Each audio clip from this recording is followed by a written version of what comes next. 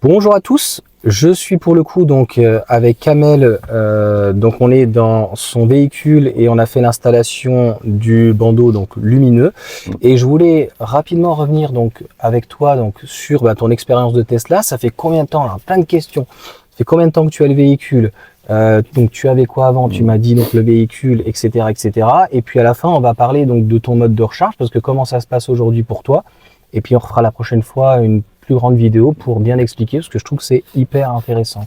Bah d'accord, ouais. En deux mots, je suis propriétaire du modèle Y depuis fin août. C'est ça. J'ai bénéficié de la baisse des tarifs. Donc j'ai sauté sur l'occasion, c'était une bonne occasion. Tu avais 5 000 € de bonus, c'est ça? 5 000 € de bonus, ouais. D'accord. Ils y ralignaient, donc j'ai touché ce modèle Y propulsion, 0 km pour 38 800 €. D'accord. Tu l'as reçu à Maurepas? Je l'ai été livré à Maurepas. Heureusement que j'ai pas été à Valenton. J'avais été visiter une fois à Valenton. Au mois d'août, c'est l'horreur. Non mais les gens sont dehors, s'il n'y a pas d'organisation, c'est sous un préau. Surtout que il a été horrible. Ils te lâchent comme ça avec le véhicule. Enfin, j'ai vu des gens qui étaient pas contents. J'ai fait une vidéo avec Olivier pour le coup. Donc c'était mon filleul, donc j'étais en tant que parrain et je suis allé lui donner un coup de main. Et c'est vrai qu'au mois d'août, cet été a été pourri, donc tu peux te retrouver avec un temps comme ça, il pleut. Et pour le coup, il lui a dit, il a donné les clés, félicitations. Oui, on va. Ouais, il y avait des gens qui étaient sur place et qui m'avaient raconté. Enfin, je les voyais, ils me disaient, on n'est pas content. Tu vas juste la récupérer. Oh là là, j'espère ne pas aller là-bas. Et Maurepas, franchement, c'est le jour et la nuit. Ouais. Hein, l'accueil, on va dire, classique pour une concession. Moi, je venais de chez Mercedes. Si c'était qu'à Maurepas, donc c'était en extérieur à ce moment-là? Non, c'était en intérieur. Et là, il se fait en extérieur parce qu'a priori, ils installent des bornes. Ah d'accord. Tant mieux pour être à 100%, parce que tu avais combien de pourcentage toi? Il y avait 20% quand j'ai récupéré. Ouais, donc ça t'a suffi pour rentrer. Ouais. Plus le petit bon qui vous donne. Et tu avais les plaques? Oui, les plaques, mais parce que là, c'est le bordel en ce moment. Ah non, ils m'ont monté les plaques, c'est après. Ah non, j'avais tout. Non, c'était propre. Tout était fait. Ah bah tout était nickel, le véhicule était propre. Enfin voilà, franchement, je ne veux pas critiquer quelque chose quand il s'est bien passé, donc c'était nickel. On m'a repris donc par rapport à Agenor, pareil, j'ai fait aussi une autre vidéo donc sur sa modèle 3, donc grande autonomie au mois de juin. Et tout l'été, en fait, ça s'est bien passé parce que les réceptions, c'était en intérieur, que voilà, dans l'ensemble, ça tournait. Ouais, j'ai pas eu moins de soucis là-dessus, donc c'était pas mal. Alors, avant, j'avais une classe A, modèle berline. Donc, je viens d'une classe A. Bon, déjà, économiquement, au niveau de l'essence. T'étais en quoi? Essence, diesel? En essence, c'était une 200, une classe A 200. Donc, le 1 litre 6, c'est ça? Non, c'était un 2 litres, 1 litre 9. Ah, c'était un classe A 200 berline qu'ils avaient fait. D'accord. C'est un modèle chinois. Parce qu'il n'y avait pas de coffre, donc là ils ont fait un coffre, c'est vraiment, elle fait un peu une classe S. Oui, tout à fait, en break? Non, elle est en berline, mais elle a un coffre plutôt qu'un haillon. C'est la classe A berline, pas la CLA. La CLA? Non, elle ressemble à une CLA, mais c'est beaucoup plus petit. Elle ressemble justement à une CLA. Ok. Donc j'avais ça, donc je l'ai depuis le mois d'août, donc moi, agréable au niveau, bien sûr, de la conduite, j'apprécie le calme, etc. Puis la propulsion, enfin, que je le sens quand même si c'est... Parce que toi, t'avais combien, donc t'as la 200? C'était la 200, et j'avais 9 chevaux fiscaux. On parle en chevaux fiscaux avec la thermique. Ouais, tout à fait. Ça fait quoi dans les deux? C'était pas celle qui faisait 211? Ah, donc c'était le gros 2 litres là, c'est ça? Oui, c'est le gros 211. Il y a le 1 litre 6 156. C'était la 2. Donc oui, alors là tu devais consommer de fou, t'étais entre 9 et 11 litres. Ça coûtait cher, 90, 110 € à chaque fois que je passais à la pompe. Ouais. Moi, ça m'a changé des 14-15 € quand je vais dans les superchargeurs Tesla, parce qu'aujourd'hui je charge uniquement au superchargeur Tesla. Donc là, tu recharges donc dans le coin, tu es à 30 centimes, c'est ça? Ouais, c'est ça. Alors, entre 25 et 28 centimes, ça dépend l'heure à laquelle je vais. Donc ça me coûte entre 14 et 17 €.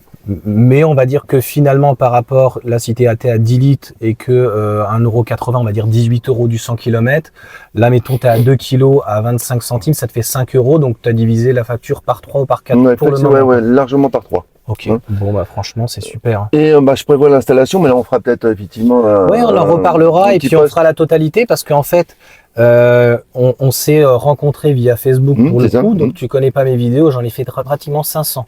J'en fais 2-3 par jour. Donc en fait, j'ai beaucoup de questions donc qui reviennent dans les vidéos et entre guillemets dans les anti-VE ou des haters qu'on pourrait dire ou quoi que je peux avoir en commentaire, très peu, mais ça arrive, c'est oui mais moi je suis en immeuble, je peux pas. Je comprends que certaines personnes qui n'ont pas de parking, qui n'ont pas de garage, qui ont un parking extérieur commun, là c'est comme toi, donc tu vas recharger, mais tu vois, on est à 25 ou 28 centimes. C'est pour 300 chevaux en propulsion qui est joueur, en termes de comportement, c'est sympa. Et donc, clairement, là, il y a pas photo. C'est sûr que si tu peux mettre une borne, je pense à ça en même temps. Pourquoi le modèle Y et pas la modèle 3 dans ces cas-là? J'ai été parti pour acheter une modèle 3. Oui. Mais quand je suis arrivé à la concession, j'ai une charmante vendeuse qui vient me voir et qui me fait bah, monsieur, on a une baisse de prix, je peux vous la faire au même prix, c'est le modèle Y. J'étais pas parti là-dessus. Ouais. Effectivement, moi je suis golfeur, donc c'était important que mon sac de golf puisse rentrer. C'était une des conditions pour le véhicule. Et puis là, il répondait totalement, j'ai plus d'espace. Bah oui. T'es beaucoup plus haut, honnêtement, en termes de confort, mais mieux dans le modèle Y. C'est plus sécurisé, même si elle est un peu plus contraignante, on pourra peut-être faire un petit tour où t'as abîmé malheureusement les enjoliveurs. Bon, c'est pas pour ce que ça coûte malheureusement à l'extrême s'il faut les changer, mais clairement la modèle 3, donc modèle Y, c'est vrai que c'est deux mondes. Là, t'as un coffre de fou si tu veux capacité, volume pour le même prix, quoi. Ouais. Donc voilà, donc j'ai sauté le pas à cause de ça. Okay. Donc maintenant le second pas, effectivement, pouvoir charger à la maison pour qu'une recharge avec une borne à l'intérieur puisse me revenir à 5-6 euros. Donc là, tu pourras passer à tempo? Comment ça va se passer? Non, je vais prendre, alors, ils vont nous installer, donc on a une centrale électrique pour tout le bâtiment. Oui. Et ensuite, chacun va avoir sa propre borne dans son local. D'accord. Je pense que je vais prendre un contrat inédit, tempo. Et donc tu as ton propre contrat ou c'est un compteur divisionnaire? Compteur individuel, donc chacun aura son compteur. Donc faut imaginer, donc tu vas faire une borne. Là, tu vois, on peut en parler déjà et puis on fera un point de toute façon si les gens sont intéressés. Mais donc tu m'as dit donc 7 kg, tu prends une borne de 7 kg. Oui. Donc voilà. Et en gros, donc je suppose que tu vas prendre un contrat de 9 kg. Alors ça, je sais pas encore, je suis pas encore rentré dans le détail de l'installation avec l'installateur. Ouais. Donc moi, ce que je te conseillerais, tu vois, tout de suite à chaud, je la briderai à 6 et je prendrai un contrat de 6. Ça te suffira largement. Tu crois? Ben, regarde ton abonnement entre 6 et 7, c'est pas énorme, hein, ouais. Mais je crois que de mémoire, c'est 40 € par an. Il n'y a pas de petites économies à l'extrême. Si vraiment 6 kilos, ça suffit largement, c'est-à-dire de... Parce que tu charges la nuit, effectivement. Ben, nous, on charge à 10 centimes, donc ça coûte que dalle. Donc je charge la nuit à 22 heures. Moi, je suis bridé, comme je suis en triphasé, à 5 kilos. Et je peux descendre à 20 ou 30% et à 6 heures, je suis largement... 8 heures de 22 à 6 heures, donc 8 heures x 5, ça me fait 40 kWh. Donc tu as fait pratiquement ton plein. Donc pratiquement la totalité à 100% sans problème. Sachant que toi, donc en plus, voilà, donc bonus, modèle Y propulsion, donc berlinois, donc du mois d'août. Ça, je l'ai découvert. Et donc, combien de kilomètres déjà? Alors, combien de kilomètres? La belle. Parce qu'il paraît qu'en Tesla, on roule beaucoup. Alors, on roule hein, quand même, on roule. T'es parti pour faire 50 000 km? Un petit tour en Bretagne, un petit tour en Normandie. J'ai voulu la tester. Donc 5000 km. Ouais. Là, tu es à une moyenne. Je peux me permettre? Oui, bien sûr. Tu as mis depuis t'as gardé le trajet? Ouais, 15? Bah, c'est bien. Alors, l'ODB ne prend pas les consommations quand on est là comme ça. Ouais, parce que ça, et puis le mode sentinelle aussi, voilà, je crois qu'il le prend pas. À peu près 8%. Donc 16. Donc tu es à moins de 18, moins de 20, c'est super. Franchement, c'est super. Quoi demander de plus? Ouais, franchement, la consommation, elle est plus que correcte. Donc, espérons que ça continue. Hein. Et puis, on vous expliquera effectivement cette installation de bornes. Et puis, il y a les aides de l'État, puisque effectivement, il y a une aide aussi en défiscalisation tout à fait. dans le cadre de l'installation. Voilà, ça sera super intéressant. Les aides, comment tu as, le contrat, comment ça se passe. Et puis donc là, pour le coup, toi, tu n'auras pas peut-être, je sais pas si tu vas prendre tempo, si tu as le droit. Si je vais regarder justement, parce que le tempo, ça peut être intéressant. Hein. Moi, je te conseille clairement tempo. C'est-à-dire que le classique, tu es à peu près à 20 centimes. Tempo, tu seras à 10 centimes. Et donc, en fait, tu auras un compteur dédié pour ça. Donc, en fait, tu t'en fiches d'avoir les jours rouges. Oui, exact, puisqu'en fait, tu n'es pas impacté, c'est avec tempo. Ah oui. Ouais. Bah, non, mais je pense que je vais me diriger sur un tempo, parce que j'ai vu justement dans pas mal de blogs, etc. là-dessus, mon conseiller qu'effectivement tempo. Totalement. Était pas mal placé. C'était pas mal placé. C'est pratiquement 2 fois moins cher par rapport à un contrat vert. Donc ça te coûte combien quand tu charges alors? En fait, à l'extrême, oui, je compte même pas, mais oui, 5 €, c'est-à-dire que c'est la même batterie en NMC et LG, mais je suis à 60 kWh aussi, et on va dire que si même à l'extrême, tu arrivais à plus ou moins 20%, ça te coûte, 5 €. D'accord. La seule chose, plus ou moins 5 €, parce que tu sais que c'est compliqué avec les voitures électriques, la consommation de la Mégane est la vraie consommation, et tout est adapté, même ce qui te reste comme autonomie. Chez Tesla, c'est pas tout à fait le cas, il va te mettre 50%, mais ça sera pas adapté à ta vitesse. Et j'ai eu pour le coup Thibaut qui m'a fait la confirmation, j'ai même pas eu le temps d'aller sur le site internet, mais on a à peu près une perte, il me disait que lui en tout cas avait une perte de 20% entre le compteur et ce qu'il mettait dans la voiture. D'accord. Donc tu as des fuites. Ouais, voilà, il y a des petites fuites, c'est pas dramatique, mais oui, on a 5 € quoi. Et donc avant que le tempo il soit à 20 centimes, Il va s'en passer les années. D'ici là, voilà, on aura vu pour des panneaux ou autre chose. Voilà, pile atomique. Ouais, je sais pas ce qu'il y aura dans 10 ans, mais il y aura déjà d'autres évolutions, donc et peut-être moins de pertes, etc. Donc ça sera top, quoi. Ok, bah merci en tout cas. C'est moi, Johan. Kamel. Est-ce que tu as quelque chose d'autre à dire sur la voiture? Donc on a parlé de la réception, l'agrément, toi clairement tu l'as acheté pour l'économie. Ouais, c'est ça, pour l'économie. Donc voilà, que tu regardais. Je voulais passer en green aussi, pour côté écolo aussi un petit peu. Dire bon voilà, faisons l'effort. Pour la planète, entre guillemets, bien qu'il y en a qui nous disent que... Attends, s'il te plaît, moi c'est un gars que je regardais depuis longtemps, un gars d'Afrique noire et tout, qui je sais pas s'il vit en France ou au Zimbabwe, je sais plus quel endroit ou quoi. Avant que j'arrive, je regardais YouTube pour répondre aux notifications et tout. C'est toujours la même chose, des anti-VE. Il met donc, en plus, lui, il essaye de crédibiliser en fait l'Afrique vraiment noire. Et il met donc une BMW électrique et il met des petits enfants. Pour les mines, voilà. Il y a beaucoup de 8 ans. J'ai vu, et on a déjà critiqué là-dessus. Mais pour extraire en fait ce type de minerai, en fait, il faut des gens qualifiés. Il faut séparer en fait par rapport. Donc on parle pas du lithium, mais en fait on parle de tout ce qui est cobalt, manganèse, etc. Et il faut des gens qualifiés et notamment il faut des gens qui aient un permis, quoi. Pour des tractopelles, etc. Pas des gamins de 8 ans, c'est fini cette époque, quoi. Il y avait ça aussi en France. Oui, mais c'est un fake, hein. C'est des fakes qui effectivement essaient de décrédibiliser les choses. Moi, mon grand-père, quand j'habitais en Meurthe-et-Moselle, etc., à 14 ans, tu commençais à travailler à 14 ans ou 12 ans. Bien sûr. Ça choquait personne. Alors, je dis pas que c'est bien, que c'est pas bien. Mais là, en fait, c'est totalement faux. Et oui, la partie verte, c'est-à-dire que concrètement, les batteries, même si elles viennent de Chine, même si ça coûte au départ extrêmement cher la voiture, elle va être recyclée par la suite. Puis tu sais, t'as vu le nombre de cycles? Franchement. 1 million. On peut y aller, je pense, avant de la... je ne sais pas. Je vais mourir avant elle.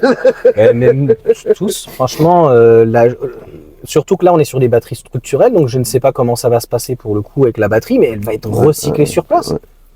Renault, par exemple, là, ils y pensent avec leur plan Ampère, c'est-à-dire que les voitures vont, on va reprendre la batterie et puis on va soit la rebooster, parce que ça existe aussi, soit on va éventuellement la refabriquer ou tout démonter. Enfin, et les gens, en fait, ils disent ça, je pense, par bêtise, juste pour. Ouais, il y a beaucoup qui essayent de dire, moi, c'est pas aussi écolo que ça. Bon, il y a plein de sons de cloche. Moi, j'écoute pas trop.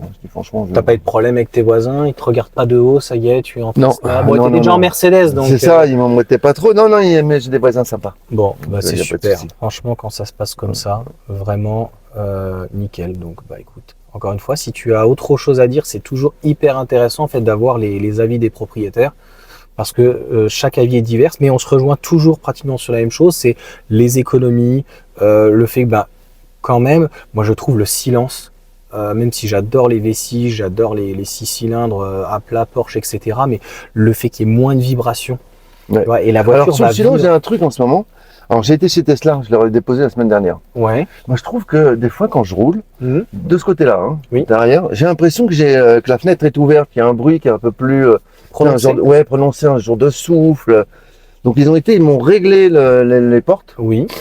En regardant les joints, mais je trouve qu'elle fait un bruit, un côté bruyant. Sachant que la voiture n'est pas réellement plus bruyante qu'une autre. Donc oui, c'est pas normal. Est-ce que c'est ce souffle? Est-ce que c'est normal? Est-ce que je me fais des films, je la veux trop silencieuse par rapport à mon exigence? Et tes enfants? Non, tu as une fille, c'est ça? Non, c'est mon fils. Non. Ton fils? C'est ma femme, elle me l'a fait remarquer quand elle était là. Quand elle est là? Je dirais que, tiens, t'as laissé la fenêtre ouverte. Toi, t'entends rien à gauche? Si, j'entends, moi, j'entends. Ah non, à gauche. Toi, t'entends rien à gauche, donc t'entends à droite. Ça vient à droite. Ça vient à droite du côté arrière, là.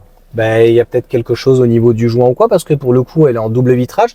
Pareil, ce que les gens ne se rendent pas compte, c'est que la voiture en fait électrique fait pas plus de bruit, c'est qu'en fait on entend plus les bruits d'air parce que pour le coup on n'entend plus le moteur. C'est peut-être ça, c'est le bruit d'air, peut-être que je l'entends. Enfin, tu vois, c'est comme un souffle permanent qui vient de là. En plus, pour le coup, si tu l'as amené à Tesla, alors moi, des fois, lors des livraisons, des fois on a des ajustements, on a des soucis, donc. Donc là, je l'aurais réécrit. Sont bien. Et l'allemande, c'est ce que je te disais. C'est pour ça que j'ai vu que c'était une allemande. Toute cette partie-là est moussée par rapport. Alors pas là. En plus, c'est là pour camoufler en plus. Alors, Donc normalement, elle est en termes d'assemblage, elle est même mieux. Ce qui se passe toujours quand une usine, elle monte. Il faut qu'elle monte en fait en puissance. Donc il y a des rodages, etc. Obligatoirement. On fera un trajet la prochaine fois. Tu me diras. Vas-y, on fait vite fait. Tu vas voir. J'ai complètement l'habitude puisque Alors même si c'est pas le même châssis, même si il y a des modifications, normalement. Tu vois? Tu vas me dire que c'est normal peut-être. Là, j'entends rien pour le moment. On va aller au niveau du feu et on va à la droite. Tu trouves que là, il y a un bruit? Ouais, à l'arrière, il n'y a pas... Alors, je dis peut-être que je me fais un film.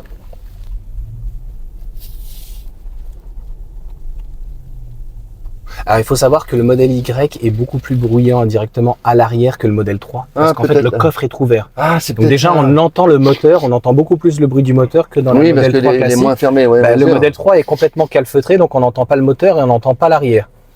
Donc là, pour le moment, on va dire qu'à l'extrême, ça ne me choque pas. D'accord. Mais tu vas pouvoir accélérer un petit peu là-haut. Et si je peux te donner mon avis, ouais, ça m'intéresse. Même si encore une fois, c'est compliqué parce que le modèle berlinois, il est différent. Il est différent du modèle chinois. Et oula, en plein milieu. Ah, toi, t'hésites pas. Direct. Ah oui. Direct. T'entends? Ah. Tout est normal. Ah ouais? Ouais. Le souffle là, c'est normal. Le souffle que tu as entendu, c'est le moteur. Okay. Accélère encore. Moteur. C'est le moteur. Et là? C'est la régène. Ah ouais? Et après, le peu de vent que tu es, obligatoirement, il y a des vides de partout. Donc il y a une petite résonance. Et le fait qu'on n'entende plus rien, ben en fait, on entend plus de vibration, mais on entend sur ton 2 litres, en fait, quand tu accélérais, tu entendais quand même le bruit du moteur. Ouais. Et il camouflait bien sûr, l'environnement. C'est que là, t'entends ouais, bien sûr. On va se taire, tu fais l'accélération, mais qu'est-ce qu'ils t'ont dit chez Tesla? Ils m'ont dit qu'ils avaient réajusté tout le truc, ils avaient réglé avec l'auto. Tu sais, ils ont un appareil là pour mesurer. Ouais, c'est ce qu'ils disent. Ça se trouve, ils n'ont rien fait au final. Ils l'ont réajusté, une demi-heure après, il m'a dit. Le souffle là. Accélère. Là, ce petit bruit là? Le vent? Non. Non, c'est normal, donc je me fais des films. Ouais, c'est pas que c'est normal, c'est... J'aimerais qu'elle soit plus... Tu vois, j'aime... Plus aseptisée. Ouais. Ah ouais, bah t'as l'habitude des Mercedes et autres. Franchement, j'entendais pas ça. C'est à gauche, hein, là. Hein. Ouais, c'est à gauche. Non, c'est... Il n'y a rien qui me choque. Et puis alors moi, je peux te dire que les bruits, je supporte pas. Par exemple, là, les ceintures à l'arrière, il faut que je trouve donc quelque chose, ça claque, c'est relou, ça claque, claque. Donc quand tu fais 500 km avec les mômes, tu vas dire vas-y, mets un mouchoir, il y en a marre de tes conneries. Mais sinon, mis à part ça, et puis après, je peux entendre quelques petits bruits de craquement. Il est certain aussi que la voiture, mais ça c'est pas la faute, je pense que de Tesla, il y a des problèmes, on sait, d'ajustement aujourd'hui dans toutes les voitures. Dès qu'en fait, tu as des changements de température, en plus avec le verre, où il fait chaud, il fait froid, etc. Ouais, c'est à gauche. Et en gros, il peut y avoir des petits craquements, surtout au niveau du tableau de bord. Tu sais, des fois, je sais pas si tu l'as déjà entendu l'été. Non, ça, j'ai pas encore. Ouais. Mais là, j'ai pas encore. Rien de bien grave. Hein. Ouais. Mais non. C'était ce souffle. Moi, je me disais, est-ce que l'habitacle ne doit pas être plus silencieux à l'œuf? Non. On entend un tout petit peu le train avant, mais vraiment très léger. On entend l'arrière. Ben, c'est l'arrière, ouais, c'est l'arrière. L'arrière, on entend beaucoup parce qu'en fait, il y a qu'une tablette. Ouais. Donc en fait, il est vachement ouvert et il fait caisson. Ouais, c'est ça, c'est la résonance du truc. Ouais. Donc ce qui fait que si tu veux entre guillemets compenser, la seule chose que tu peux faire, c'est mettre un petit peu de son. Et puis c'est tout. Ouais, je mets la radio un peu plus fort à l'arrière. Ouais. Mais en fait, j'ai envie de dire, une voiture électrique, c'est exactement comme dans les boîtes de nuit quand à l'époque ça fumait, et après du jour au lendemain où ça arrêtait de fumer. Et là, on sentait les odeurs en fait de transpiration. Et en fait, les odeurs de transpiration ont toujours été là, mais étaient masquées en camouflées, bien sûr, par la cigarette. Ouais. Là, c'est à peu près la même chose, c'est-à-dire que c'est les vibrations, le moteur, etc., plus l'échappement qui faisait que, en fait, on entendait moins, on sentait moins. Et je pense qu'aussi le verre, ça fait un peu plus de réverbération sonore. Et non, il n'y a vraiment pas d'inquiétude, en tout cas, à avoir là-dessus. Donc je dirais rien à Tesla, ils m'ont réglé le problème. En plus, le service était rapide, hein. Je me suis connecté, j'ai fait le ticket, ils m'ont réécrit. Okay. Pour ça, je trouve que c'est nickel. Bon. Moi qui aime bien la partie digitale, moi j'aime bien. Et je crois que la partie Ranger, personne ne s'en inquiète, il n'y a absolument aucun problème. Les gens sont là-dessus très contents. C'est sur la livraison, c'est vrai, sur Paris, on n'est pas gâté. Ailleurs, ça a l'air d'être mieux, mais sur Paris, voilà. Tant mieux s'il ne mord pas à ce moment-là, c'était en intérieur, ça va être très bien revenu en intérieur. Valenton, a priori, ça sera jamais à l'intérieur et ils n'ont pas prévu d'aménager quelque chose. Parce qu'ils disent en gros que c'est pas chez eux, qu'ils sont prestataires dedans, parce qu'en fait, derrière, il y a le train. Et les voitures arrivent par le train. notamment les chinoises et les allemandes arrivent par camion, mais ils vont arriver par le train. D'accord. Donc en fait, tout est en direct. Voilà. C'est pour ça que c'est pas normal d'ailleurs qu'il y ait autant de stock actuellement, parce que tout est en flux direct comme aux États-Unis. Ben maintenant les allemandes, ça va être pareil. Tu commandes. Au bout de 15 jours, tu as ta voiture, une semaine, 15 jours. Tu n'as plus de délai en fin de trimestre, le temps que ça arrive, ça part par camion. Et ça, bah, franchement, c'est une très bonne chose que les circuits soient plus directs. Ils font ça, hein, parce que les délais Mercedes, c'est 6-8 mois pour avoir un véhicule. Pratiquement, Renault est pas mal. Hein, Renault est mieux placé, mais là, le marché de l'occasion est monté comme ça à cause des délais qui sont très longs. Ils sont très très forts là-dessus, Tesla. Ils ont du stock, hein, et ils viennent d'arriver. L'année prochaine, ils veulent faire 4 millions de véhicules, a priori, ou 3 ou 4 millions. Cette année, 1,8 million, 2 millions, vous avez parlé. Je crois qu'ils sont à 1,6 million. C'est le véhicule le plus vendu. Ouais. Et t'en es satisfait. Ouais. Très satisfait. Bah, ça va faire 3 mois, donc on va toucher du bois. Il y a du bois là sur la tablette. 3 mois et 5000 km, donc tu as déjà un très bon retour. J'ai bien roulé, j'ai un bon retour. Non, franchement, elle est agréable. Le fait de rentrer aussi dans la circulation, tu appuies, tu rentres. Il n'y a que le braquage qui est. Ce que je comprends pas, c'est que le modèle 3 a un meilleur braquage que le modèle Y. Il faut savoir que logiquement, quand le véhicule est plus haut comme un 4x4 ou plus large, tu as un meilleur braquage parce qu'en fait, tu peux plus angler.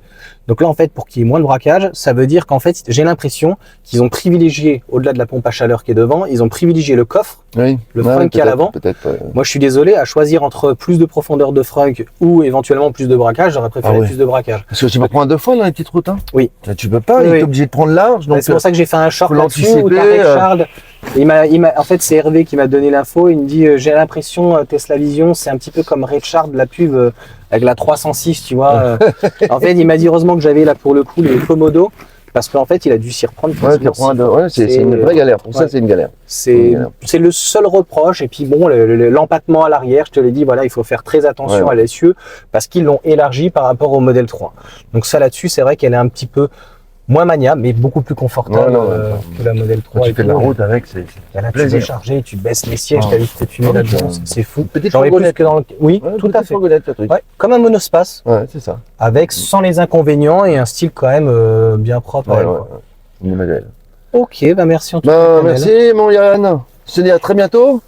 Et puis on se refait cette petite vidéo électrique, etc. Et puis global, quoi. Avec grand plaisir, ça va être super. Et puis on boira un coup. Ouais, on prendra le temps. Même pas payer un verre. Je suis désolé, j'ai les enfants à aller chercher après. Madame a téléphoné. Ouais. Allez. Merci d'avoir pris le temps. Ciao tout le monde. Ciao à tous. Cliquez en dessous, abonnez-vous. Merci. Salut.